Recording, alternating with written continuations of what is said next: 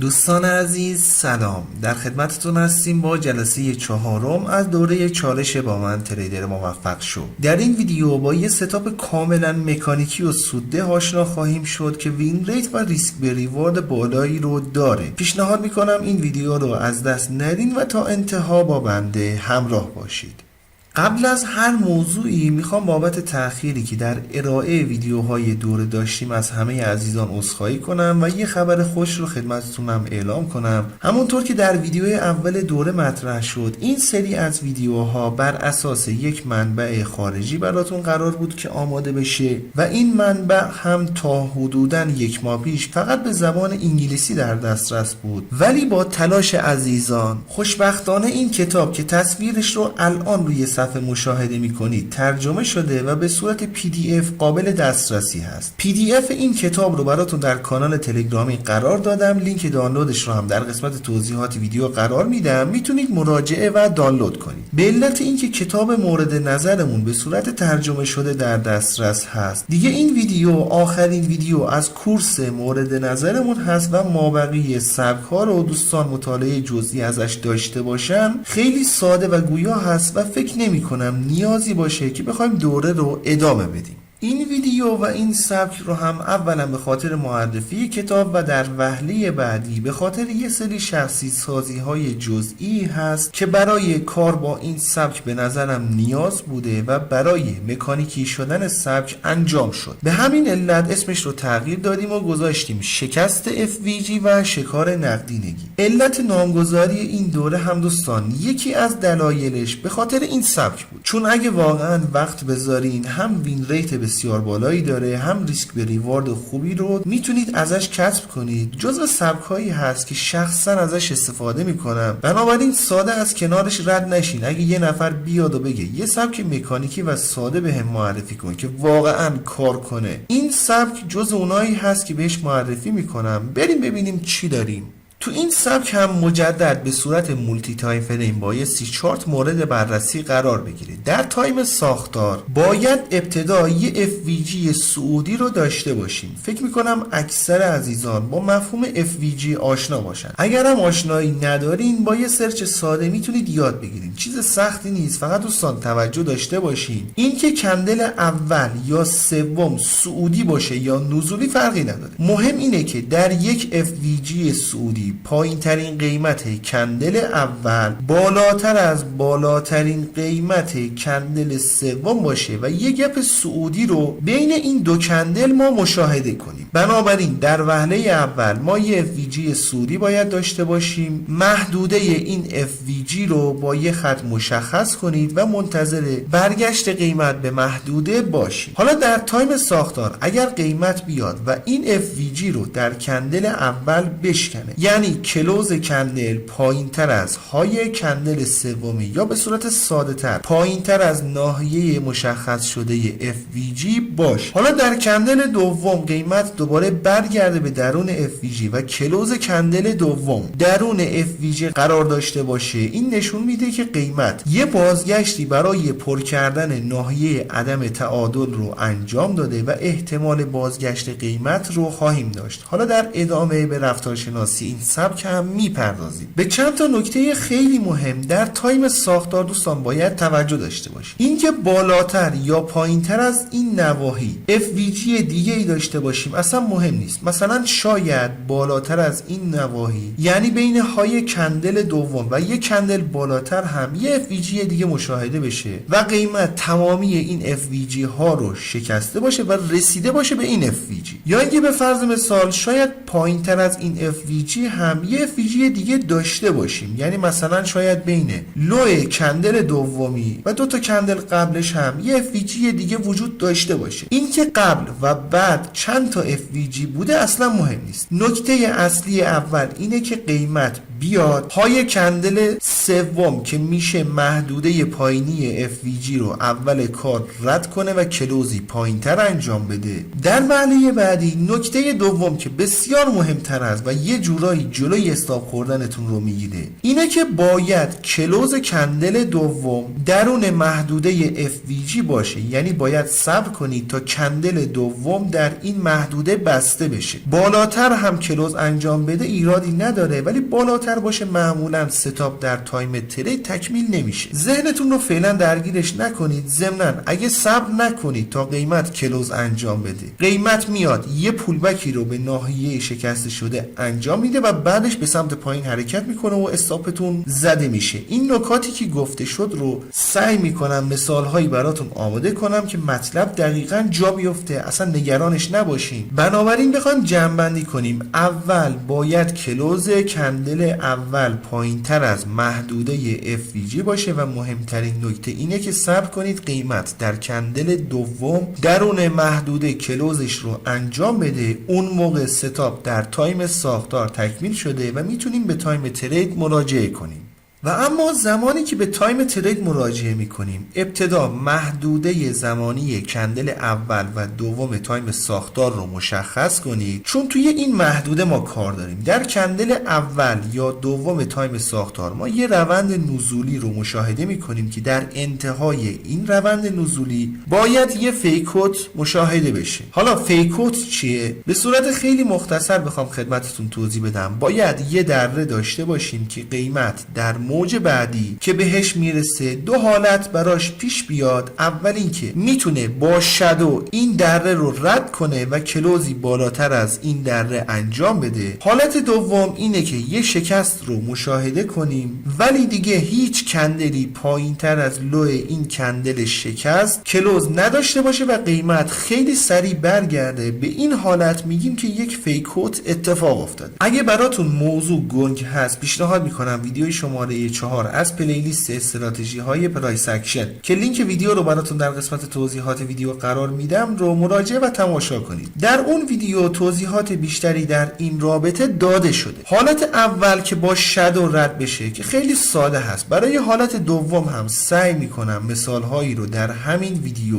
مطرح بشه که مطلب قشنگ جا بیفته، اصلا نگرانش نباشین. به هر حال بخوایم جمع بندی کنیم، زمانی که به تایم ترید مراجعه میکنیم در بازه زمانی کندل اول یا دوم تایم ساختار باید یک حالت فیکوت رو مشاهده کنیم. حالا در ادامه اگر قیمت بیاد و سقف بین این دو دره که بینشون فیکوت داشتیم رو بشکنه، تا الان ستاپ تکمیل شده و باید منتظر باز شدن کندل سوم تایم ساختار باشیم. دقت داشته باشین دوستان، شاید این شکست در کندل اول یا دوم تایم ساختار انجام بشه، اصلا ورود سریع نداشته باشین. اجازه بدین کندل دوم تایم ساختار درون FVG کلوز انجام بده، بعدش بیاین سناریوها رو بررسی کنید. در مطالب کتاب به این موضوع اشاره‌ای نشده و ممکنه اگه بخواین ورود سریع انجام بدین استاپ بخورید. حالا در صورتی که قیمت در کندل شماره 3 تایم ساختار، دقت داشته باشین در کندل شماره سوم تایم ساختار به این سقف پول بک بزنه، میتونیم وارد معامله خرید بشیم. استاپ میشه پایین این دره که فیکوت انجام شده. تارگت هم 1.5 تا 2 برابر استاپ. باز نکته نهایی اینه که دوستان اگر در کندل شماره 3 تایم ساختار قیمت به این محدوده پول بک بزنه، ما میتونیم وارد معامله بشیم، وگرنه دیگه ستاپ به درد نمیخوره. باید در کندل شماره 3 تایم ساختار به این محدوده پول بک بزنه تا ما بتونیم وارد معامله بشیم. به همین دلیل بود که خدمتتون عرض شد حتما بازه زمانی کندل های شماره 1، 2 و 3 تایم ساختار رو مشخص کنید تا در تایم ترید به مشکل نخورین. البته برای دوستانی که ویدیوهای این دوره رو دنبال کردن فکر نمی کنم موضوع پیچیده‌ای باشه.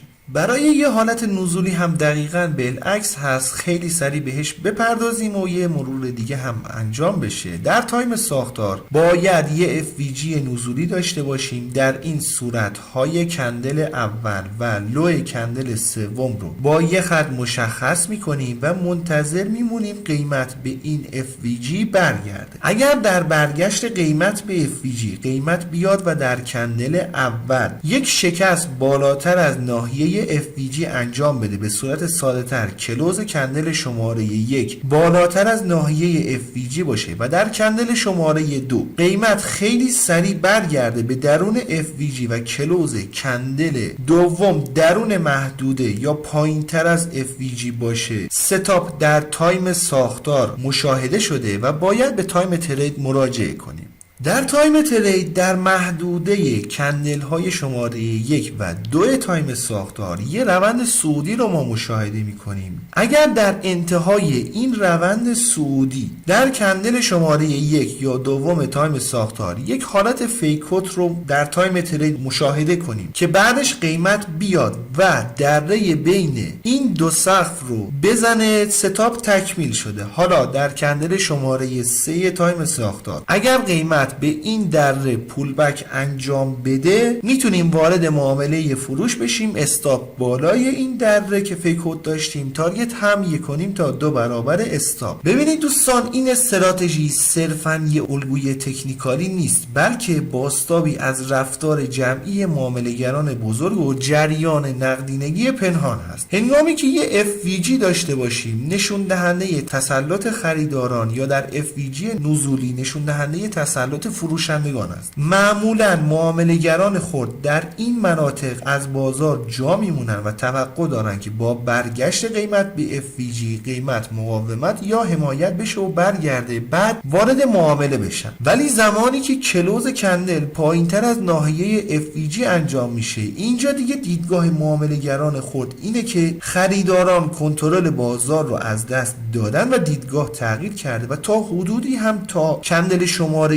1 کاملا درست این دیدگاه. ولی زمانی که قیمت دوباره به درون FVG برمیگرده و درون اون کلوز انجام میده، در واقع ما وارد فاز توزیع نقدینگی پنهان میشیم. اینجا جایی هست که معامله‌گران حرفه‌ای وارد میشن، چون میدونن بازار اومده تا نقدینگی جامونده رو جمع آوری کنه، بعدش به حرکت خودش ادامه بده. معامله‌گران مبتدی میگن یه شکست و پول بک به ناحیه داشتیم، ولی معامله‌گران حرفه‌ای این دو کندل رو یه الگوی کندلی بازگشتی میبینن که در بازه زمانی بالاتر نتونسته کلوزی پایین تر از FVG انجام بده. حالا وقتی که به تایم ترید مراجعه میکنیم و یه فیکوت مشاهده میشه، نشون دهنده اینه که قیمت با رسیدن به این دره و بعدش ایجاد فیکوت ابتدا نشون داده که قرار قیمت پایین تر بره و معامله‌گران عجول پوزیشن اشتباه میگیرن. هر معامله‌گری که در این دره یا در اصلاحش وارد معامله شده باشه، استاپش رو در این محدوده قاعدتاً قرار میده. زمانی که استاپ معامله‌گران خرد زده میشه، نقدینگی لازم برای شروع حرکت بعدی آماده شده. ولی اگه خوب تحلیل تکنیکال بلد باشیم، قیمت یهویی نمیاد و بره سقف‌های بالاتری رو بسازه. البته غیر ممکن نداریم، مثال‌های زیادی پیدا میشه که اصلا قیمت به این سقف پول بک نمیزنه و حرکتش رو انجام میده. ولی ما برای ورود بهینه، برای اینکه استاپ کوچیک و تارگت بزرگتری رو داشته باشیم، میایم و منتظر میمونیم تا قیمت به این سقف پول بک بزنه، بعدش وارد معامله میشیم و با معامله‌گران بزرگ همراه خواهیم شد. این نگاه روانشناسی بهمون کمک میکنه تا استراتژی رو به درستی درک کنیم و در موقعیت مناسب و با اطمینان کامل ورود به معامله داشته باشیم. دیدگاه حرفه‌ای این نیست که فقط ابزارها رو بشناسیم، بلکه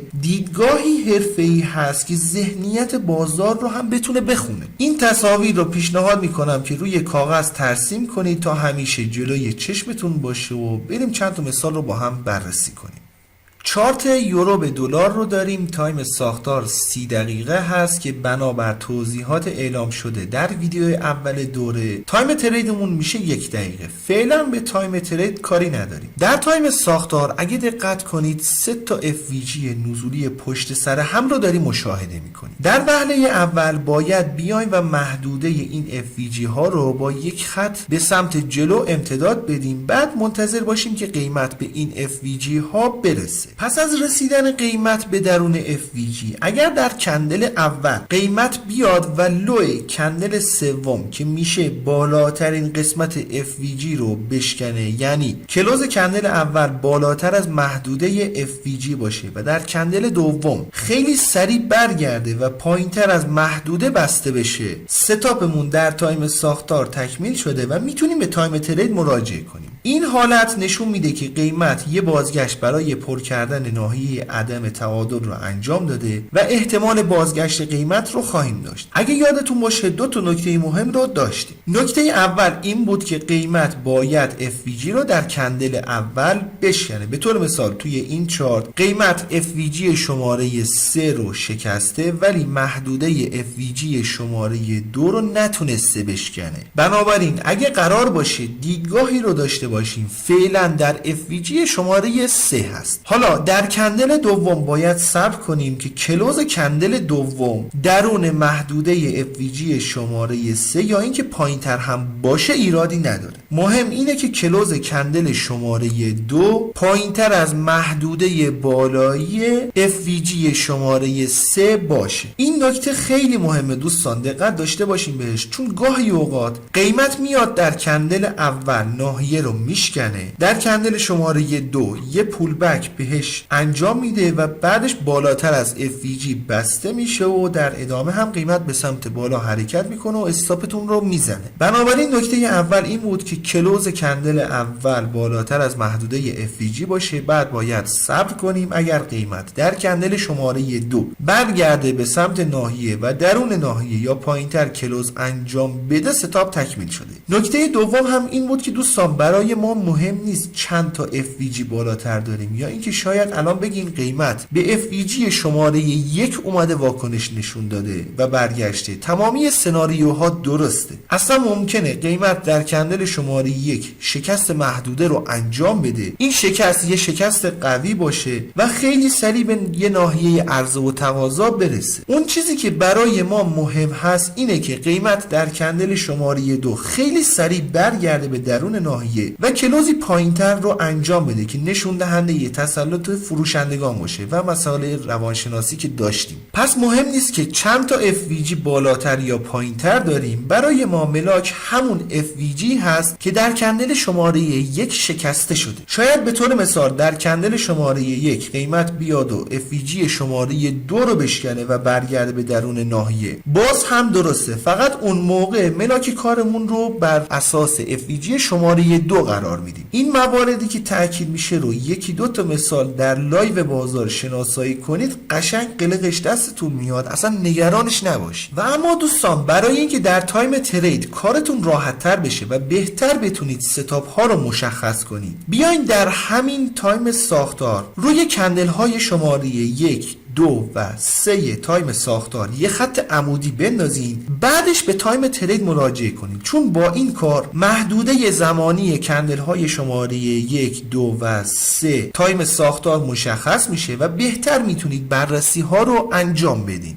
هنگامی که به تایم ترید مراجعه میکنیم باید در محدوده کندل های شماره 1 یا 2 تایم ساختار به دنبال یه حالت فیکوت باشیم. محدوده کندل شماره 1 تایم ساختار در این بازه زمانی بین خط اول و دوم هست. محدوده کندل شماره 2 تایم ساختار هم در این بازه زمانی قرار داره. خطهای عمودی که بر روی کندل های شماره 1 و 2 و 3 در تایم ساختار انداخته میشه اینجا یه کمی کارمون رو راحت تر میکنه. حالا در این مرحله بیاین و به صورت بصری آخرین امواج صعودی رو بررسی کنیم. اگه دقت کنید در یک روند صعودی قرار داشتیم. بعد از این اصلاح قیمت، زمانی که به سمت قله قبلی قیمت حرکت کرده اومده و توسط این کندل بالاتر از این قله کلوز انجام داده و خیلی سریع برگشته. موارد نقض فیکوت رو در مثال بعدی خدمتتون توضیح میدم که مطلب قشنگ جا بیفته. در کل اینجا یه فیکوت رو داشتیم. امواج بعدی به چه حالتی هستن اصلا مهم نیست. آخرین قله ها رو در کندل شماره 1 و 2 تایم ساختار بیاین و بررسی کنید، ببینید در آخرین قله ها فیکوت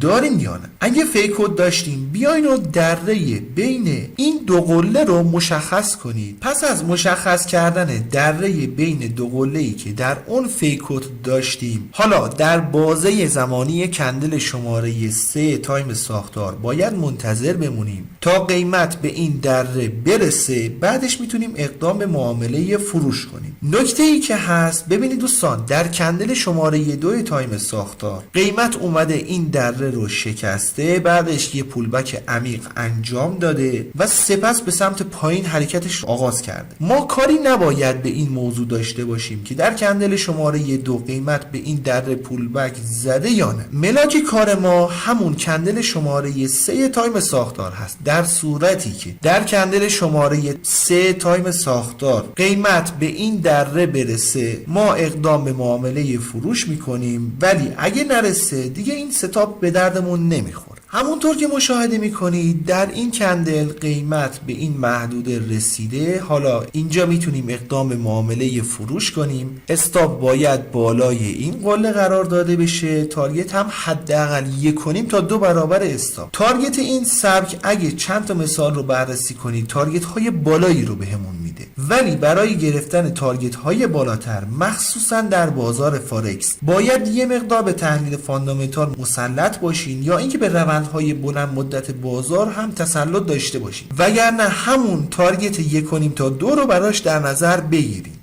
و اما همونطور که مشاهده میکنید قیمت یه مقدار هم به سمت بالا رفته و در نهایت شروع به ریزش کرده. در این مثال قیمت تارگت سوم رو در وهله اول بهش رسیده، حرکات بیشتری هم در ادامه انجام داده، ولی موضوع بحث ما نیست. فقط نکته پایانی دوستان توجه داشته باشین، اگر در محدوده کندل شماره 3 قیمت به محل ورود نرسید دیگه ورود به معامله انجام ندین. توی کتاب اگه خودتون بررسی کنید این حالتهای مکانیکی که به سبک اضافه شده رو نگفته، در صورتی که اگه عجله کنید ممکنه استاپ بخورید، یا اینکه اگر در محدوده کندل شماره 3 قیمت به محل ورود نرسه و بعداً بیاد و بخواین اقدام معامله کنید اون موقع دیگه استاپ میخورید. به همین علت چندین بار روی موضوعات تاکید کردم که مطلب جا بیفته.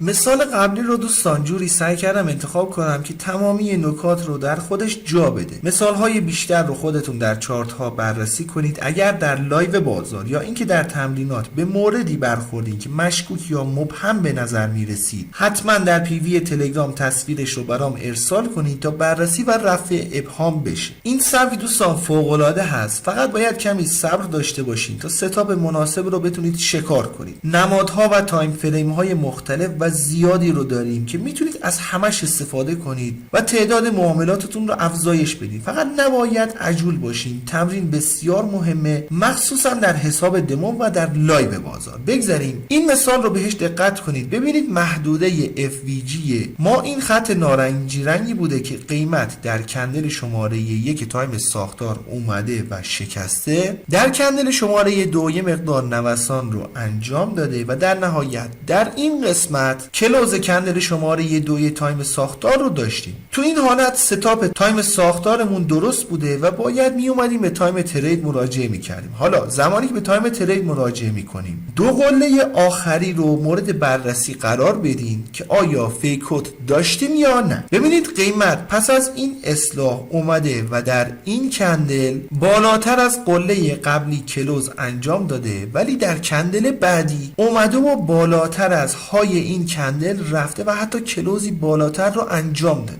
در بحث فیکوت اگر شادوی بالاتری داشته باشیم ایرادی نداره، ولی اگه مثل این مثال کلوزی بالاتر داشته باشیم اون موقع دیگه فیکوت فالس میشه. زمانی میگیم یه فیکوت رو داشتیم که قیمت پس از شکست سری برگرده یا اینکه بالاتر از های این کندل که شکست قله رو انجام داده کلوزی بالاتر انجام نشه، اون موقع میتونیم بگیم که یه فیکوت رو داشتیم. هر گونه ابهامی که در لایو بازار یا در تمرینات براتون پیش اومد رو دوستان حتما برام در پیوی تلگرام ارسال کنید تا رفع ابهام انجام بشه. شما ستاپ ویدیو شماره 1 دوره و این ستاپ رو کار کنید، من بهتون قول میدم دیگه بی نیاز از هر ستاپ دیگه ای خواهید بود. فقط باید صبر و تمرین مداوم داشته باشین. عذرخواهی میکنم که نتونستیم دوره رو تا ویدیو شماره 15 جلو ببریم. به امید خدا کتاب رو مطالعه کنید، کلیات دستتون خواهد اومد. انشالله که براتون مفید باشه. رو قله میبینم دوست من.